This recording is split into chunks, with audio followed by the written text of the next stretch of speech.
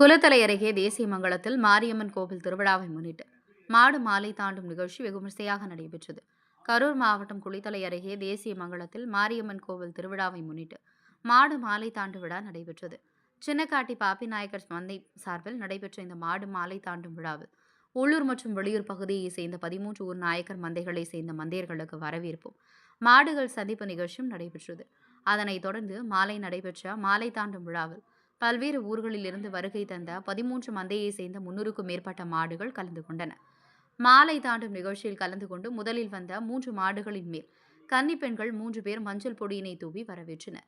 பின்னர் வெற்றி பெற்ற மாடு மந்தைதாரர்களுக்கு நாயகர்கள் முறைப்படி எலுமிச்சை கனி பரிசாக வழங்கப்பட்டது.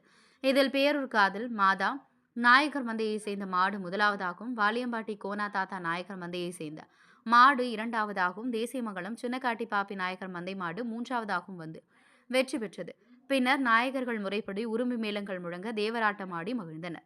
ஆயிரக்கணக்கான பொதுமக்கள் கலந்து கொண்டு திருவிழாவை கண்டுகளித்து சாமி தரிசனம் செய்து வழிபட்டனர். குளித்தலை தவசி நியூஸ் செய்தியாளர் வீர தியாகராஜன்.